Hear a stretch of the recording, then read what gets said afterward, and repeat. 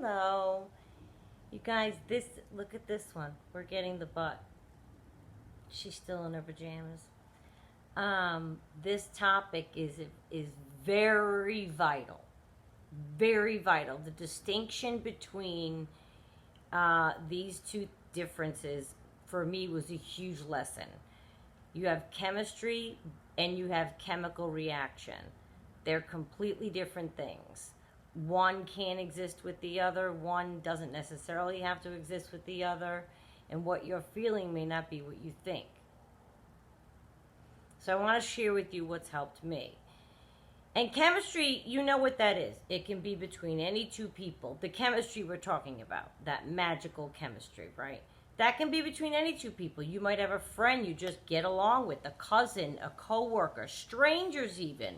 You have a great encounter in a Starbucks or something. That can be just you had good chemistry with somebody for a half hour. And you know, we've all experienced where we just felt that great around somebody. You love visiting with that person. Everything's easy. With the narcissist, things get tricky in this department. The narcissist wants to gain control over you as quickly and as powerfully and as impactfully as possible. So they will disguise themselves to make you think you have this tremendous life-altering chemistry with this person. And we go through this, don't we? We're convincing ourselves that this is off the chain. You can't believe how he makes you feel. You're saying things like, I just couldn't explain how I'm feeling. Nobody's ever made me feel this way. You don't see how he is with me and what he says to me. There are couples we know with tremendous chemistry, real healthy couples that we know that have tremendous chemistry. And here we think we've found that inexplicable thing. We found it. We're all looking for it.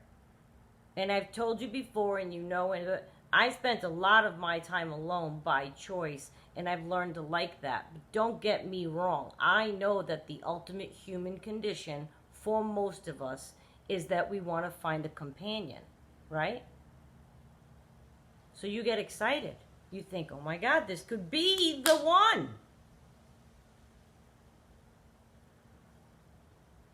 Now they have control over you. You got very excited at the thought of this.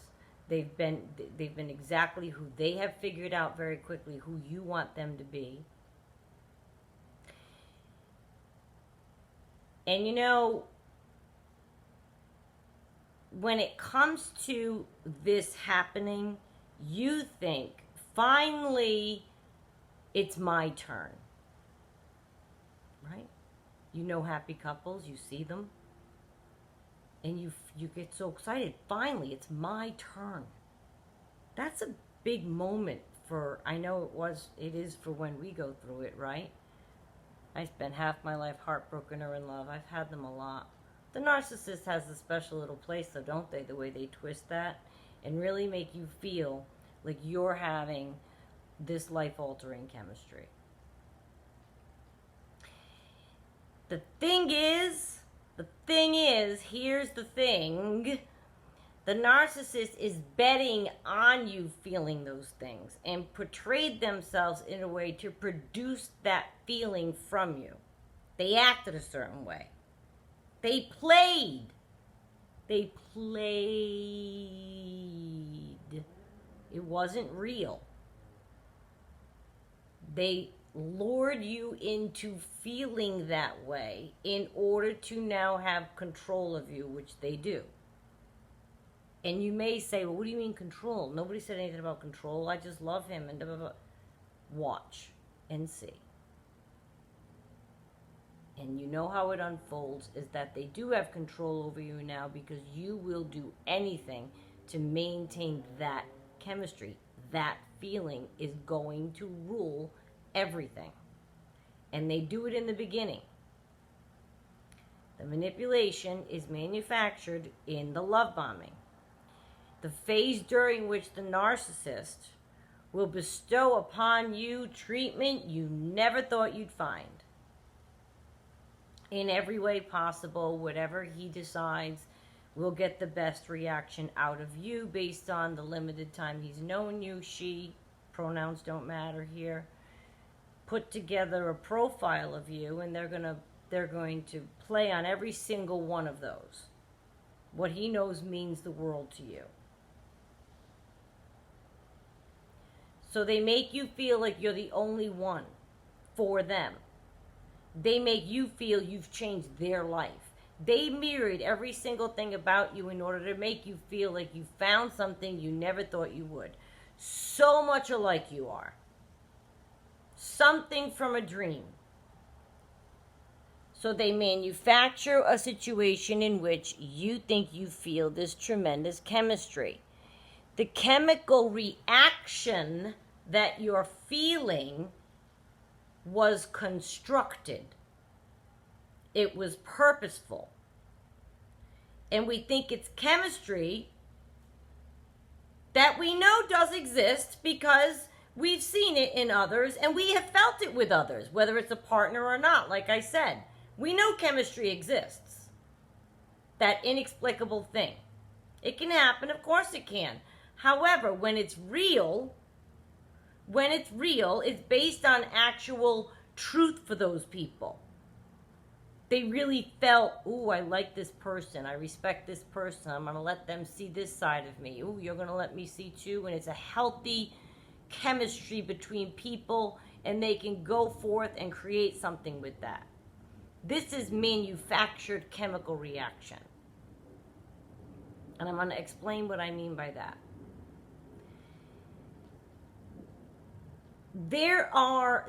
And you know, the people that are having actual chemistry, they are having actual chemical reactions to each other also, of course. Dopamine, endorphins, these are real chemicals. And they make us feel we're experiencing that undeniable chemistry we long for, when in reality, it is the dopamine and endorphins that they have raised up in the dust by the love bombing. So in doing that with you, you're on such a high, you are experiencing dopamine and endorphin level changes. That's a chemical reaction. That's real. That's a chemical reaction that's happening in your brain. You mistaken that as chemistry. I swear that's what we do. And I'm not saying, like you might say, oh, mine is cute though. You don't know, my heart goes aflutter. Yeah, it's called dopamine and endorphins. And even if you say, nope, I mean it in my heart. Okay, so if you think he's cute, that even makes it even more intense. I get it. But I don't want you mistaking this chemical reaction, which is science, and make you stick to that person because you think, I couldn't leave him. I'll never feel this way again. And the problem is it's addictive. And you'll chase that through the rest of your time with them. What you're feeling with the narcissist was set up that way in order for them, so that when things go sour, you will revert back to that feeling and think, I've never felt that before though. I'll put up with this or that because I'll never again find that feeling that he gives me. And that feeling made you get all of those chemicals flowing. The way they were just perfectly in love bombing got you going. They're relying on you saying those things to yourself. The things like, I'll never find it again, and I'll do anything, and you know what I mean? They're relying on you saying those things to yourself so that they can watch you chase it. What's important to remember is they aren't the same things. The chemical reaction is real. Those chemicals get released. That dopamine, that's science. And it is indeed felt, like I said, by those with chemistry. The chemistry people write and sing about is not science. That's a bliss. That's a feeling. But I know chemical reactions is chemistry, but when I say chemistry, I'm talking about that magical thing. The narcissist is a master at using the science of chemical reaction in order to make you think you have found that bliss. That's what it is, that magical chemistry, right? It's that feeling, that bliss. They manipulate it so that you think you found that. They're so closely related it's hard to distinguish, but distinguish you must. People who have chemistry do have chemical reactions to each other, but people having a chemical reaction to someone is not necessarily experiencing a magical chemistry with someone. Do you know what I mean? Because I understand respecting the chemistry, you just can't explain it. Sure, I get that. And that can be magical. But that doesn't even mean... And you may say, well, okay, I buy chemical reaction, Renee, but I still say we had a chemistry. Okay. They were both manufactured by the narcissist. Manufactured, fed to you, constructed, orchestrated. And the people, when it's manufactured, the release of the chemicals in your brain was brought on by what the narcissist told you and showed you in those beginning stages. And when the release of the chemicals that you're experiencing during all that establish a pattern that you want that from that person, a need for it, an addiction. I'm due to make another one of those videos. I talked about that more than once before, but I'm going to get, because that becomes the addiction that you are trying to feed. And now we know they lied to persuade us, to sell it, to make you feel that way. The real inexplicable chemistry may still be out there for you with somebody else. Don't say, no, I'll never find it again, because you didn't find it. Not with them. It was chemical reaction. It was, which is chemistry again, obviously, but the chemistry to which I refer is that magic thing. They made us feel that we found it. They made us feel that we found. My hand is cold, if you're wondering what I was doing. I have my house open because in Florida it's starting to be this weather. So I just feel like, okay, so they made you feel you found it through the use of chemicals being released in your brain in response to what they do for you. They create the entire space for us to develop that dependency upon them to feel those endorphins and dopamine. They're going to rely on that dependency now. And you can break away from it if you recognize it sooner than later. If you recognize it as it's an addictive thing that can happen, for 100% sure. 100%. So if you start to recognize it and as such and say, I am absolutely addicted to feeling as good as I know he can make me feel.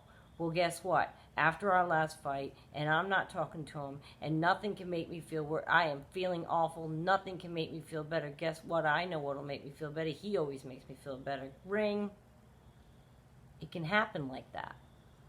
And you're going to open up a dialogue hoping you'll get anything from this person to make you feel better. You're looking for a hit of that feeling. And that is understandable. My God, it's very, very powerful. And you may even reconnect and start again. And guess what? The next time something happens and there is another break of some kind and you are deprived of that chemistry or chemical reaction through absence of this person, it starts to get, you'll have like a withdrawal.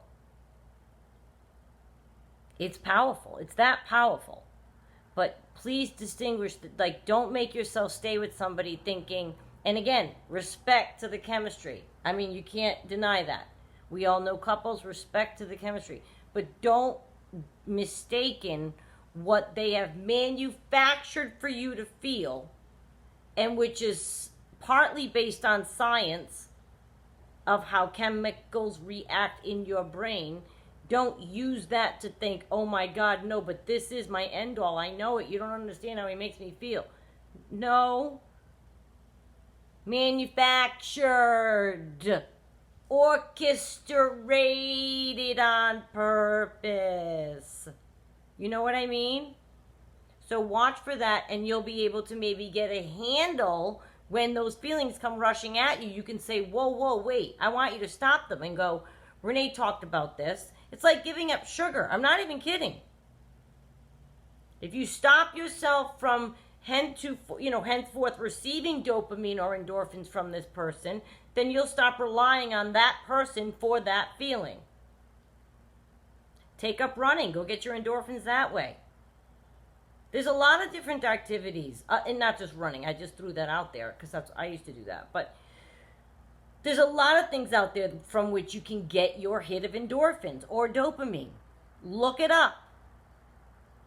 I'm sure you could even Google activities, cerebral or physical, that can yield you those chemicals. And maybe that'll fill you. But the chemistry part's tough because they did sell you that you have it. Don't fall for it. It can't be that you, an ethereal human being, this is your chemistry? That's what you think life is bringing you, this person? I don't care how much chemistry I feel like I have with my narcissist, and we were like the same person moving through. It was funny to watch. I don't care. That is not my gift that I'm getting from the universe in terms of my chemistry, my soulmate, my person. Oh, hell no. Oh, I don't mean to swear. I do in my personal life, but I try not to on camera. But no way. No. I mean, no. No. That is not going to be what I go down in history thinking, oh, but my chemistry was so good, I'll never find that again. Oh, no. I will, and it will be better, and it will be with a person that really is supposed to be my chemistry. Do you know what I mean?